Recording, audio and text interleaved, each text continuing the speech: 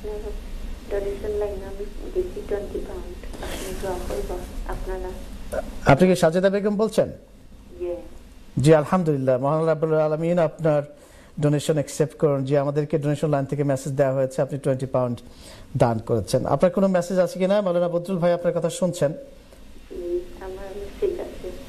আমার জন্য আমার মা বাবা নাই, আর আমার যত রিলেটিভ নাই, দুনিয়াতে জান্নাত পাশে হতে আল্লাহ তাআলা। আমরা যারা জীবিত আছি, আমি, আমার হাজবেন্ড, আমার বাচ্চারা, আমরা ভাই বোন, আমরা আত্মীয় সবাই যেন খুব বেশি পাবে আল্লাহ জান্নাতি বানাইতা, বিকালার পরে বানাইতা, আর আল্লাহ রাস্তা রাস্তা পালা লেখাপড়া দিতে, পালা রুচি দিতে, সুস্বাস্থ্য দিতে।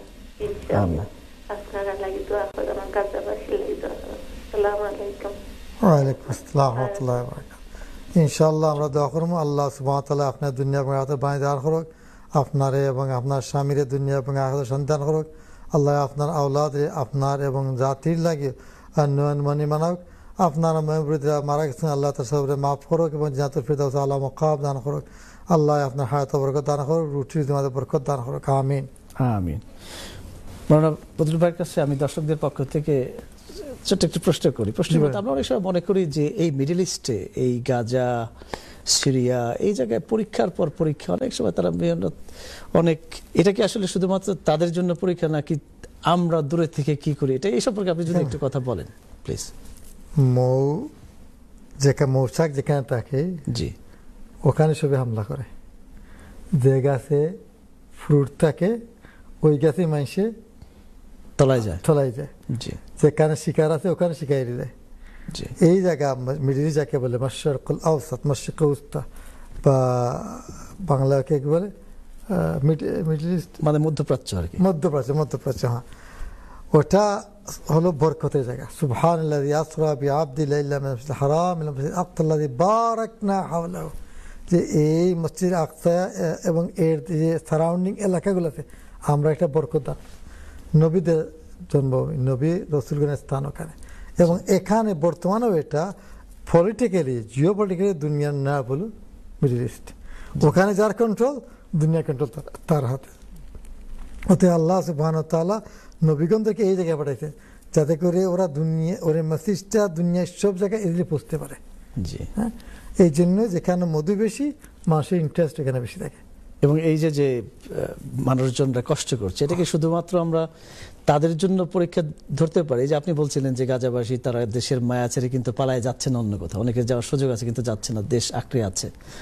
দেখেন সোনা বা ডায়মন্ড জি এরকম বলে না, অনেকবার জ্বলার পরে প্রথমে সোনা হয়, এরপরে সোনা জ্বলতে পড়ে গেলে এর উপরের প্লাটিনাম হয়।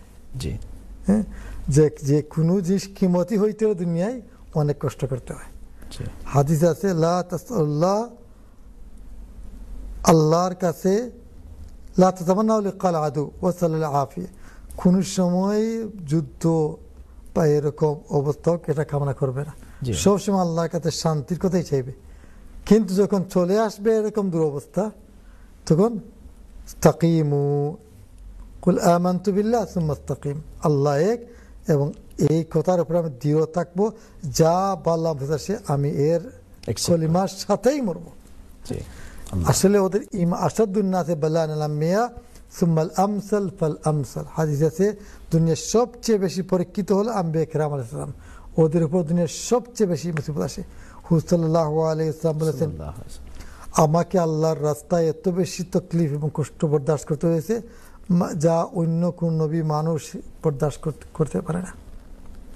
সুম্মাল আমসাল ফাল আমসাল, এরপরে নবী রসুলদের ইমানের তুলনায় ইমানের লেভেল ওদের যত করিব হবে, কাছে থাকবে, যত ইমান লেভেল হাই হবে তত বেশি পরীক্ষা হবে। ইমাম বুখারী রহমতুল্লাহ আলাইহির মতো বুজুর্গ দুনিয়া কয়েকজন আছে, কিন্তু ওনার নিজের জমিনে, নিজের বাড়িতে, নিজের এলাকায় কবরস্থান নসিব হয়নি। হ্যাঁ, এই জন্য গাজাবাসীর উপর এটা মুসিবত আসছে। এটা বিভিন্ন কারণ হতে পারে। একটা হলো উম্মতের গুনাহ, আস্থাটা উম্মত বাইতুল মাকদিস সম্পর্কে এবং গাফিল হয়ে গেছে। কার কোনো চিন্তাই নেই যে বাইতুল মাকদিস আমাদের একটা 3 নম্বর হল স্থান, এটাকে আমাদের কাছে ফেরত আনতে হবে, খার চিন্তা ছিল না। এই কথাটা একদম ডেড হয়ে গেছিল। আল্লাহ তাদের কোরবানির কারণে আজকে বাইতুল মকদিস যে মুসলমানের একটা অংশ, এটা কাফিরও নন মুসলিমরাও সবাই মানতেছে। অতএব ওদের কুরবানি ওটা ওদের ফল্ট লাইন না, ওটা হলো ওদের ইমানের হাই লেভেল অফ ইমানের একটা দলিল। আলহামদুলিল্লাহ, আমরা অনুষ্ঠানের অনেকটাই শেষ দিকে চলে আসছি, মোনাজাত হবে কিছুক্ষণ পর।